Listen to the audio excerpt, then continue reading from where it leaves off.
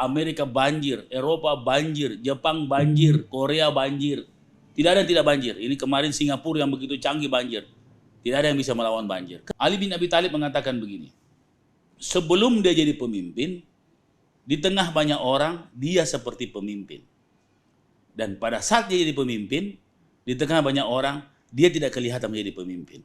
Saya anak Lorona, Makassar.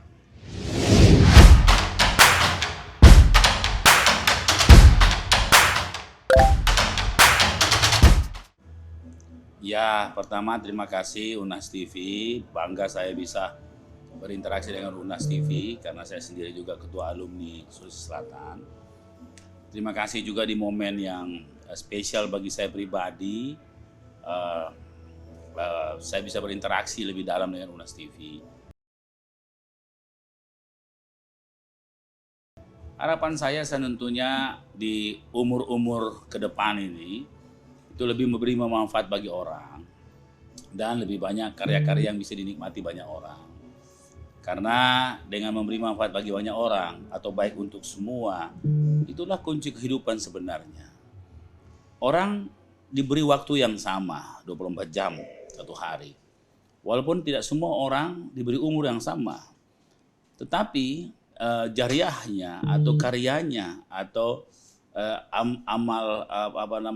ketakwaannya itu masing-masing orang berbeda, tergantung bagaimana mengisi waktu 24 jam, jatah 24 jam itu. Dan tentunya saya ingin memperbaiki, mengisi waktu-waktu ke depan itu lebih baik lagi.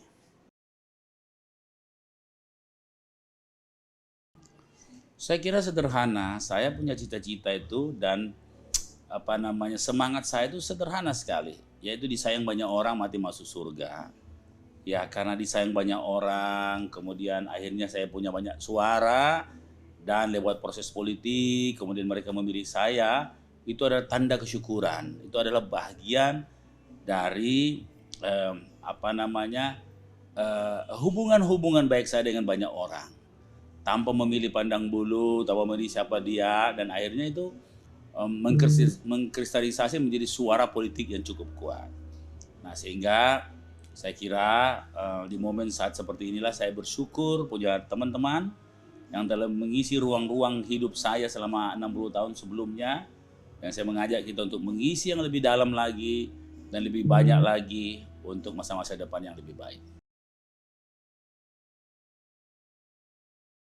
Pelajaran terbesar adalah sesempurna apa kita, setinggi apa ilmu kita, selalu saja pasti ada yang kurang. Kita pasti membutuhkan orang lain. Justru kesimpulannya adalah kalau kita ingin menjadi manusia terbaik, maka bagaimana caranya kita menjadi penting bagi orang lain dan bagaimana orang lain penting bagi kita.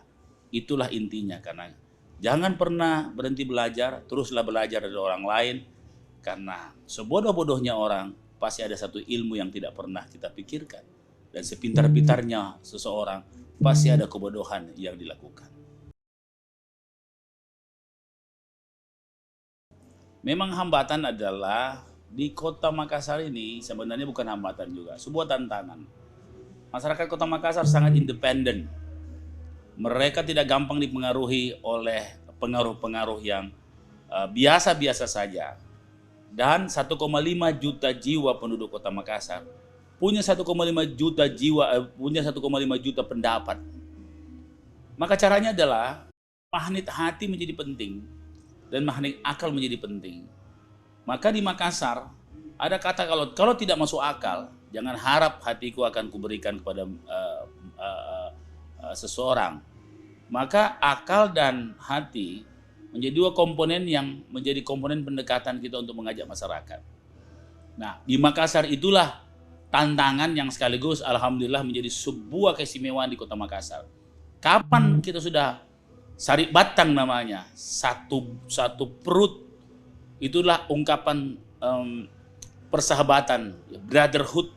Jadi namanya sense of brotherhood itu sari batang kira-kira, persaudaraan. Itulah intinya, kalau kita sudah semua jadi sari batang, parakate, maka insya Allah Makassar akan mudah kita bangun bersama-sama. pemimpin yang baik adalah mempersiapkan pemimpin ke depan yang lebih baik.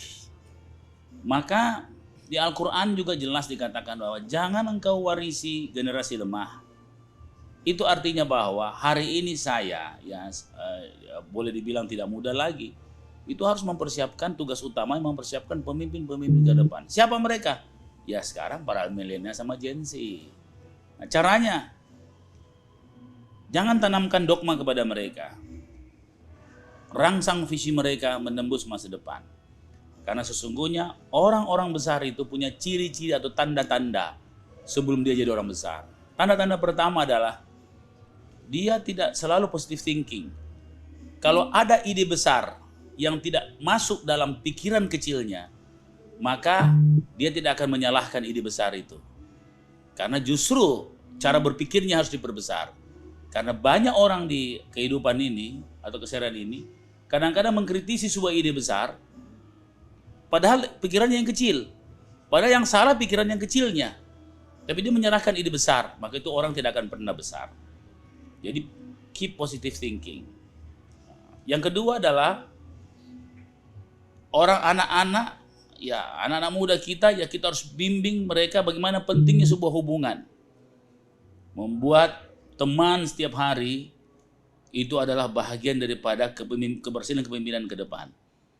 Orang yang suka memutuskan silaturahmi, saya tidak yakin dia akan menjadi pemimpin ke depan.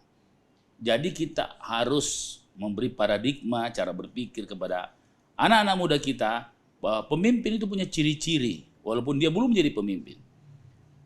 Ali bin Abi Thalib mengatakan begini, sebelum dia jadi pemimpin, di tengah banyak orang dia seperti pemimpin. Dan pada saat dia jadi pemimpin, di tengah banyak orang dia tidak kelihatan menjadi pemimpin. Apa artinya? Pemimpin yang selalu mengambil tanggung jawab di depan banyak orang, dan pemimpin yang selalu rendah hati sejajar dengan orang yang dipimpinnya. Itulah pemimpin sejati, pemimpin peradaban, dan pemimpin yang ada di dalam kitab-kitab suci.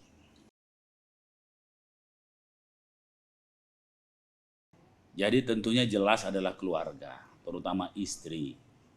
Saya bertemu dengan ibu dalam keadaan yang boleh dikata kita ini adalah fakir miskin. Kami sama-sama berjuang. Jadi istrilah menjadi pusat arsip perjalanan sejarah kita. Dari banyaknya kesusahan, tantangan, fitnah, intrik, dan semua itu diredam di rumah karena ada istri yang baik. Jadi intinya adalah istri yang soleha itulah aset terbesar untuk kita berhasil ke depan.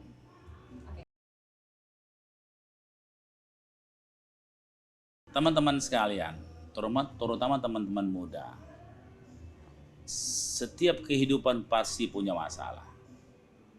Dan hanya orang-orang yang bisa beradaptasi dengan masalah itu adalah orang-orang yang sukses. Dan orang-orang yang menguasai dunia adalah orang-orang yang berani. Berani apa? Berani bekerja di tengah badai. Atau berani berkarya di tengah banyak cobaan atau tantangan. Seorang risk taker, ibarat hujan lebat, ibarat badai, kita memerlukan payung. Walaupun payung itu tidak akan menghentikan badai. Tapi dengan payung, kita bisa berjalan dalam badai. Apa itu payung? Kebaikan, dan ketulusan dalam hidup. Jadilah pemimpin yang bisa berjalan dalam badai dengan ketulusan dan kebaikan. Insya Allah, Anda akan menjadi pemilik dunia ini.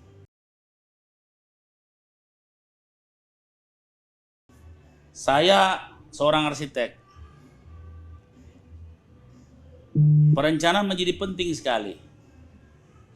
Perencanaan yang gagal atau gagal merencana itu sama dengan merencanakan kegagalan.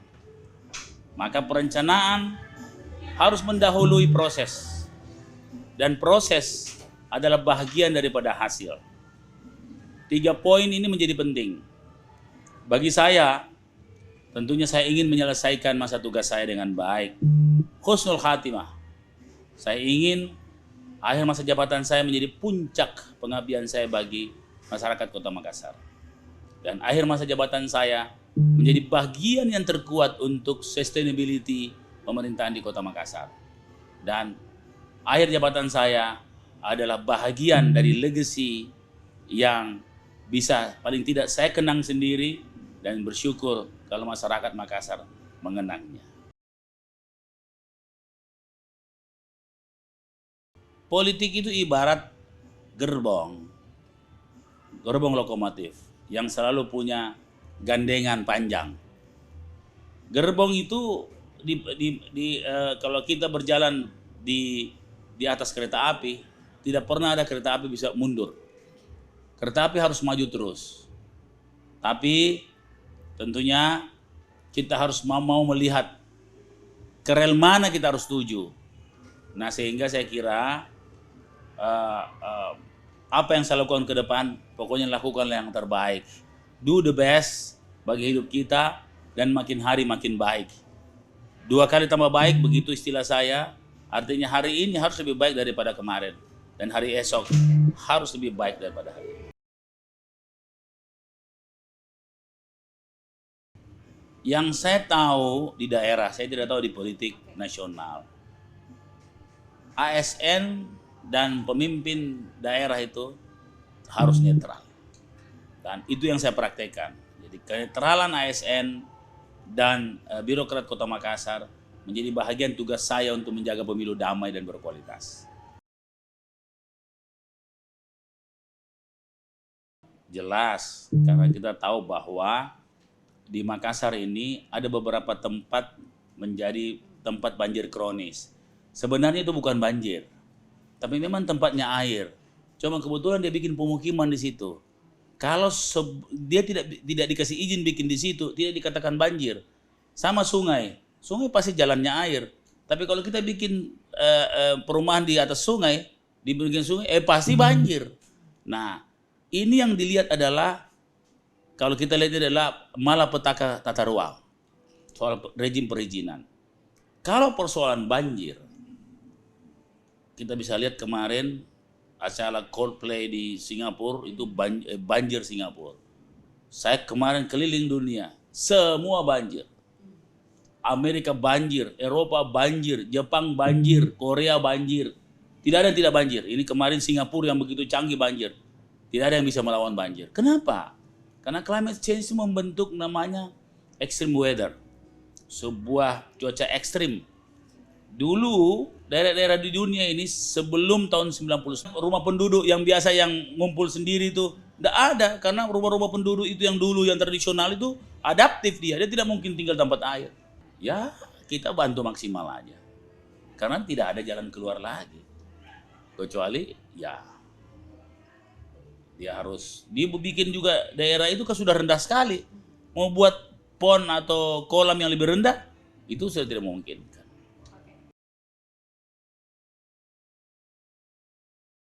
Teman-teman alumni Unhas, sebuah alma mater atau sebuah alma mater itu diukur bukan bagaimana banyaknya profesor, bukan diukur tingginya bangunannya, bukan diukur luasnya kampusnya, bukan diukur cantiknya mahasiswinya, tapi sebuah alma mater diukur seberapa kualitas alumninya.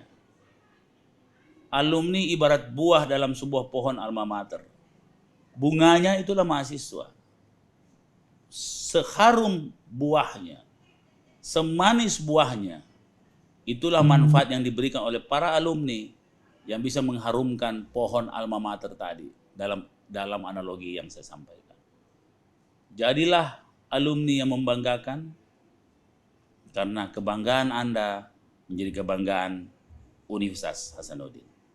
Saya Muhammad Arman Pomanto, Ketua IKA Wilayah Sulawesi Selatan, alumni Universitas Hasanuddin.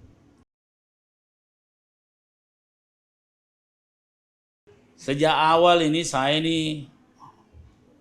lahir di Makassar, mengabdi di Makassar, besar di Makassar, kawin di Makassar. Tapi orang mengenal saya awalnya adalah orang yang elit, dia cuma lihat ujungnya. Kedua, bukan orang Makassar. Nah, sehingga ada yang muncullah anak Lorongna Makassar yang memberi gambaran bahwa saya lahir di Lorong Makassar dan saya orang tergolong fakir miskin. Biasanya jargon politik orang itu yang hebat-hebat, tapi saya jargon politik yang jujur. Tapi justru dengan kejujuran itu, alhamdulillah hari ini saya 2 periode dipilih rakyat. Saya anak Lorona Makassar. Oke, cukup ya Pak. Oke. Terima kasih atas waktu, pesan dan saran-sarannya. Terakhir kami ingin mengucapkan kembali selamat ulang tahun. Makasih Dinda. Bermanfaat lagi untuk Makasih sudah menunggu juga. Ya. Ayo, sini. Terima kasih.